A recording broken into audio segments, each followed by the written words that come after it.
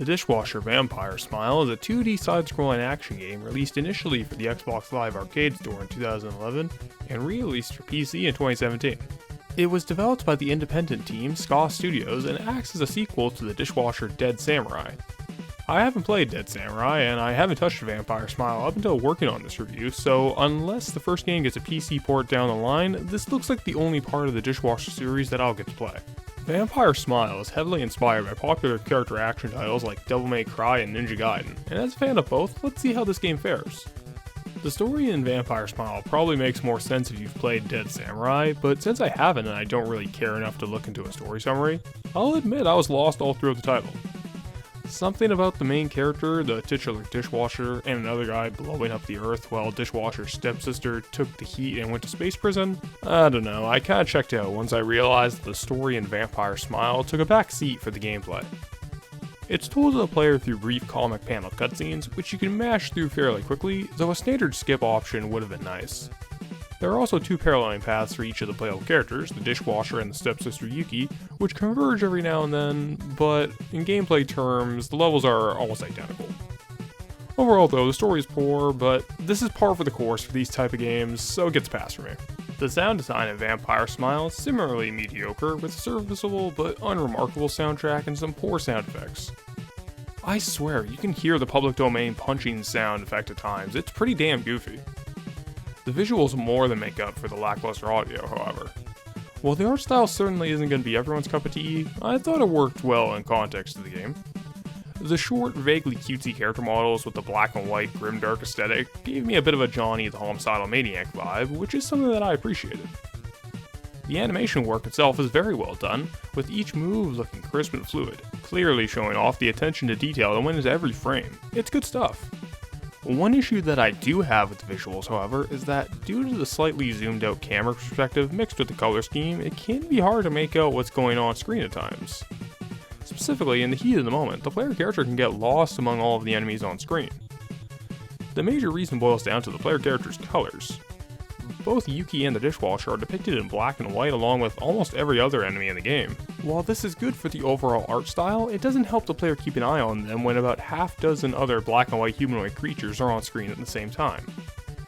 Granted, there is an arrow placed above their head, but in the heat of the moment when there's essentially a mosh pit going on screen, a little red arrow isn't going to help when you're surrounded by about 6 other enemies all maintaining the same space. Other games find ways around this issue, with the distinctive color scheme being the most popular. In Devil May Cry, for instance, Dante has that long, flowing red coat and bright white haircut for a reason. Well, a reason outside of being inspired by Korean cartoon characters, and that was to make him immediately visually distinctive from all of the other enemies. Think about it, what regular enemies in DMC1 have flowing fabric or even bright white implemented into their design? It immediately makes him stand out from the crowd. For a 2D example, Hotline Miami gives its player character jacket a bright yellow jacket, a color that no other character or enemy in the game shares. Even when zooming the camera all around, it's immediately apparent who you're in control of. If Vampire Smile gave its characters some sort of color contrast to the rest of the enemies, it would go a long way to solving this issue. Granted, the color wouldn't help find them when the screen goes absolutely bananas like it does in certain bosses. Just look at this thing, it's absolute anarchy on display. On the plus side for the visuals, the game does have the Azuna drop in it straight from Ninja Gaiden. Real talk, if any game has this move in it, it's an immediate bump in quality for me. I said earlier that the game has a grimdark aesthetic, and I stand by that because the Dishwasher Vampire Smile is one of the single edgiest games that I've played in a while. It looks a little bit like Johnny the Homicidal Maniac. The main characters are vampires, I think. The katana is the Dishwasher's primary weapon. Weeb food like fish crypts are power-ups. The heroes blew up the earth because it wasn't worth saving anymore or something. They're fighting the Man, who's this corporate cyberpunk dude for most of the game. And there are Simon-inspired guitar minigames laid in between combat sections. Think about how absurd that image is. After these life-or-death fights with mutants, cyborgs, and other sci-fi freaks, the main character stops and does some new metal guitar screeching afterward. Vampire Smile is a game right on the razor's edge, and as an edgelord myself, I found it to be pretty endearing. Getting to the part that actually matters, Vampire Smile can sort of be described as a 2D character action game, as its core combat controls feel similar to others in the genre. The game gives you light and heavy attack options bound to X and Y respectively, just like Team Ninja's Ninja Gaiden games, and the B button used for grab attacks like how Nero's Devil Buster worked in Devil May Cry 4. For a game initially released in 2011, it also had a pretty ahead of its time health system that we'd see later in games like Revengeance and the Doom reboot. You get health bumps by performing finishing attacks on enemies sufficiently weakened, either with a glory kill-esque grab or a heavy attack finisher. Both of these can net a health return, but the key word there is that they can. For the 2 playthroughs I did, I never found out how to consistently get the health return. It just seems that sometimes it decides to work and other times it doesn't. Though in Vampire Smile's defense, I am a gigantic brainlet, so I'd appreciate it if the good people who know this game inside and out can tell me how I'm inevitably screwing up this otherwise basic mechanic. There are a good variety of weapons for the player to mess around with. Both playable characters have about 4 main weapons, 3 guns, and 3 magic attacks to choose from. The weapons are good, with varying strengths and a fairly nifty way that the game lets you use all at once. For the Dishwasher, you can set 2 loadouts with 2 weapons in a given slot, swapping between the sets and individual primary weapons on the fly with a press of a button. This is one of the best ways that I've seen weapon loadouts handled in a game like this. It's incredibly convenient. On the flip side of things, I found the guns to be mostly useless. Again, I'm probably ignoring high-level play, but the firearms seemed outright inferior to the melee options, and I got through both runs of the game without needing to use them very easily. They seem like a needless offensive option, rather than the useful supplements that the guns and sub-weapons in DMC and Ninja Gaiden act as. The magic fares better, as the 3 attacks given are much more useful. These are the game's power attacks, and work off a pip-based magic meter not dissimilar to the Ninpo from, you guessed it, Ninja Gaiden. The 3 moves are an electric attack for chaining hits on multiple enemies, a Ninja Star Barrage that does big damage to whatever is immediately in front of you, and a healing magic for casual baby players. The bases are all covered, and the regain on the meter makes sure that you just can't spam these moves to your heart's content. The enemy variety spices up the encounters, as each new level introduces at least 1 new enemy to fight. While the little missile robots I could have done without, I respect the unique challenges they and every other enemy brings to the table, and the later levels which mix and match a good number of them are a blast to play through. Putting the issues of visibility and the more hectic moments aside, the last level of the game is a treat. It has a fairly tasteful version of a boss rush mixed with the balls-to-the-wall arenas of every enemy in the game up to that point, mini-bosses included.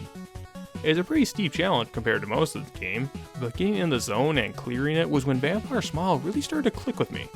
When the game is good, it has an ebb and flow to the combat that few others do, especially considering that it's a Western take on a traditionally Japanese style. When it goes all guns blazing, it is a joy to play. Sadly, it ain't all black sunshine and angst-ridden rainbows here, because there are some things beyond aesthetic complaints from earlier that do hold the Dishwasher Vampire Smile back. With 2 exceptions, one being a genuinely interesting challenge and the other being a neat set-piece moment, the boss roster here is pretty damn weak. Their simple encounters with heavily telegraphed movesets only really made challenging for the most part by my least favorite method of making bosses harder. Additional enemies, or adds. Why make a challenging boss with an interesting moveset that has the player adapt to it and overcome when you can just instead ram a bunch of jobber enemies in the fight to distract them?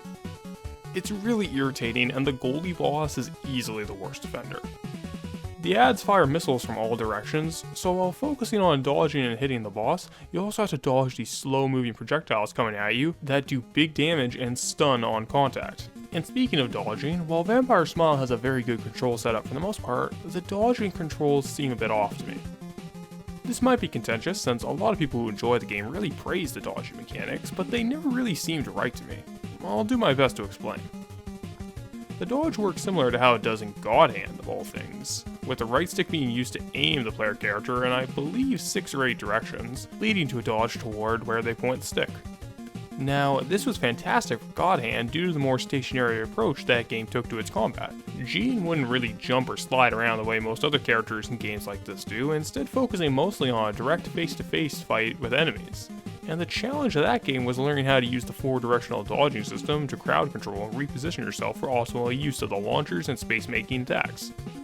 The Dishwasher Vampire Smile, on the other hand, takes the right stick dodging while placing it in a much faster game that requires a player to jump and dash all around. Imagine using Trickster in DMC 3 with the right stick instead of the circle, and you'll get a better idea of what I'm talking about.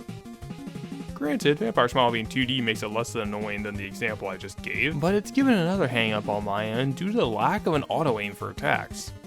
Essentially, the last direction you dodge into is the direction that your character will face, meaning that you'll need to quickly reorient yourself with the left stick if you, say, dodge through an enemy to avoid an attack.